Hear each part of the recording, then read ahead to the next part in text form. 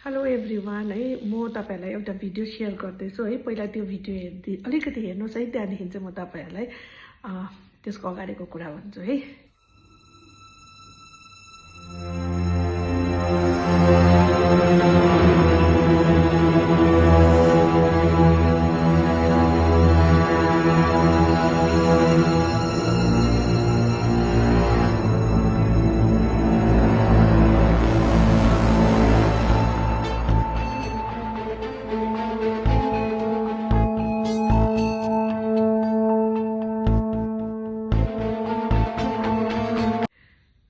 तपाईहरुले सायद यो भिडियो हेर्नु भयो होला है। अब यो भिडियो चाहिँ मेरो घरको हो अनि 21 तारिक अप्रिलको भिडियो हो, जब यो मजाले एकछिन असिना पानी परेको थियो त्यति बेलाको भिडियो हो है। मेरो घरमा चाहिँ त्यो पानी अलिकति रन्दा नरन्दा चाहिँ पुरा बेल बजायो अनि त्यस्तो पानी झरेमा चाहिँ को आएको होला भनेर म दैलो खोलेर हेर्दा चाहिँ एकजना सानो केटा थियो, यस्तै 18, 17, 18, 19 वर्ष जत्रोको एउटा केटा है। अनि उहाँले चाहिँ त्यो नानीले हातमा एउटा कागज बोकेर आएको थियो। अन्त मलाई चाहिँ अन्डर 18 को फुटबल खेल्ने हो, अन्त मलाई पैसा हेल्प गर्नुहोस् भनेर आएको थियो है। एकजना मात्रै थियो अब अन्डर 18 को फुटबल खेल्ने भनेर। अन्त मैले कागज पनि नहेरिकन मैले के भने स्पोर्ट्सहरुको कुरा हो नानी, म राम्रो कुराको लागि सपोर्ट गर्छु, तर यसरी घर घर आएर चाहिँ पैसा कागज देखाएर पैसा मागेको चाहिँ म दिदिनँ है। यसको लागि त पर्मिसनहरु निकालेको हुनुपर्छ भनेर चाहिँ भने। त्यहाँदेखि त्यो नानी त्यतिकै गयो। अनि भोलिपल्ट चाहिँ मेरै आफन्त है एकजना हाम्रो दाजु बित्नु भयो मेरै घरकै छेउमा 22 तारिकको दिन। अनि म उहाँको घरमा गएको थिएँ। अनि त्यति बेला चाहिँ हामी त्यहाँ बसेर बात गरिरहेको बेलामा चाहिँ दुईजना केटाहरू त्यहाँनिर आयो है।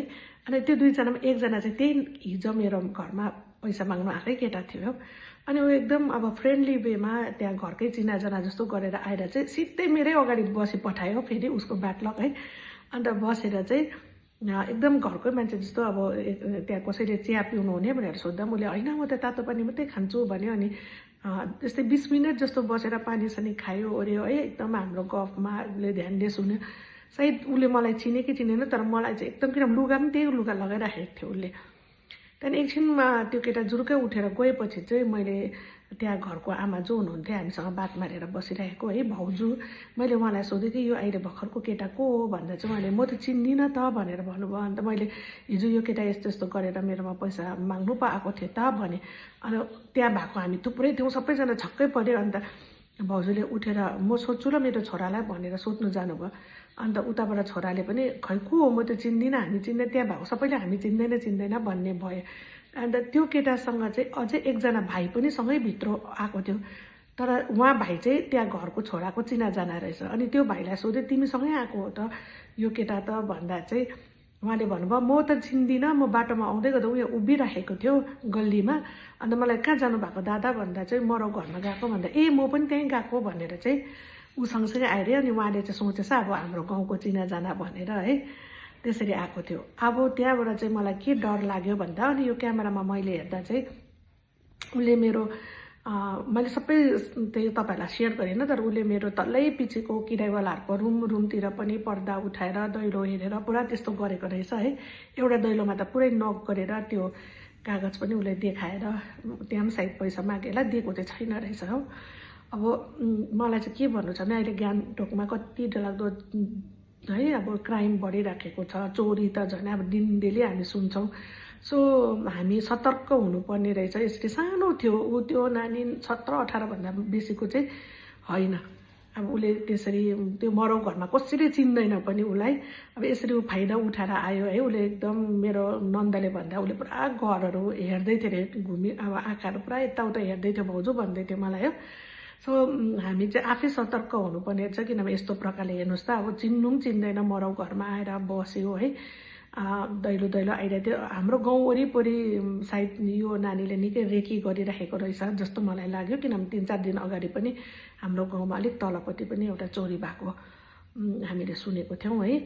अनि त्यही भएर चाहिँ अब म तपाईहरु सबैलाई सतर्क गर्न चाहन्छु यसरी है। अब अन्जान नचिनेको केटाकेटीहरू कोही पनि आफ्नो घरमा आउँदैछ जाँदैछ भने चाहिँ हामी आफै अलिकति सतर्क हुनुपर्ने रहेछ भनेर सबैको जानकारीको लागि चाहिँ मैले यो भिडियो सेयर गरिदिराखेको है। अनि सँगैमा अर्को कुरा चाहिँ म के पनि भन्न चाहन्छु भन्दाखेरि चाहिँ हिजो आज हाम्रो गाउँतिर अब तपाईँहरूकोतिर त कस्तो छ थाहा छैन, बेल बजाएर चाहिँ मन्त्र भन्दै हातमा यो डोरी घाँटीमा बान्ने, यस्तो हातमा बान्ने रेखीहरू बोकेर चाहिँ हामी कहाँ मन्दिर बनाउँदैछ त्यसको लागि दान दक्षिणा दिनुहोस् भन्दै आउने पुरा सिस्टम भएको छ है।